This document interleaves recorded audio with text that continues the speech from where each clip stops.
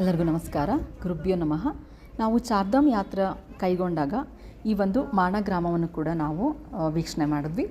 ಈ ಮಾಣ ಗ್ರಾಮವು ಭಾರತದ ಉತ್ತರಾಖಂಡ ರಾಜ್ಯದ ಚಮೋಲಿ ಜಿಲ್ಲೆಯಲ್ಲಿದೆ. ಇದನ್ನು ಈ ಹಿಂದೆ ಭಾರತದ ಕೊನೆಯ ಗ್ರಾಮ ಎಂದು ಕರೆಯಲಾಗುತ್ತಿತ್ತು. ಆದರೆ ಇತ್ತೀಚೆಗೆ ಇದನ್ನು ಭಾರತದ ಮೊದಲ ಗ್ರಾಮ ಎಂದು ಘೋಷಿಸಲಾಗಿದೆ. ಮೊದಲು ಏನು ಹೇಳ್ತಾ ಇದ್ರು, ಭಾರತದ ಕೊನೆಯ ಗ್ರಾಮ ಅಂತ ಹೇಳಿದ್ರು. ಆದರೆ ಇವಾಗ ಭಾರತದ ಮೊದಲ ಗ್ರಾಮ ಎಂದು ಘೋಷಿಸಲಾಗಿದೆ.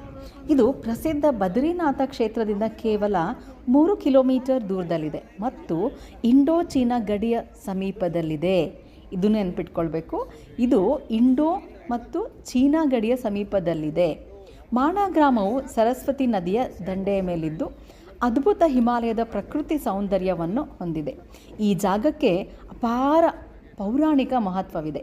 ಇಲ್ಲಿರುವ ವ್ಯಾಸ ಗುಹೆ ಮತ್ತು ಗಣೇಶ ಗುಹೆಗಳಲ್ಲಿ ವೇದವ್ಯಾಸರು ಮಹಾಭಾರತ ಮಹಾಕಾವ್ಯಗಳನ್ನು ಗಣೇಶನ ಸಹಾಯದಿಂದ ರಚಿಸಿದರು ಎಂದು ನಂಬಲಾಗಿದೆ. ಇಲ್ಲಿನ ಬೋಚಿಯಾ ಬುಡಕಟ್ಟಿನ ಜನರು ತಮ್ಮ ವಿಶಿಷ್ಟ ಸಾಂಸ್ಕೃತಿಕ ಪರಂಪರೆ ಮತ್ತು ಕೈಮಗ್ಗದ ಉಣ್ಣೆ ಬಟ್ಟೆಗಳಿಗೆ ಪ್ರಸಿದ್ಧರಾಗಿದ್ದಾರೆ. ಪ್ರಕೃತಿ ಪ್ರೇಮಿಗಳು ಮತ್ತು ಆಧ್ಯಾತ್ಮಿಕ ಅನ್ವೇಷಕರಿಗೆ ಇದು ಅತ್ಯಂತ ನೆಚ್ಚಿನ ತಾಣ.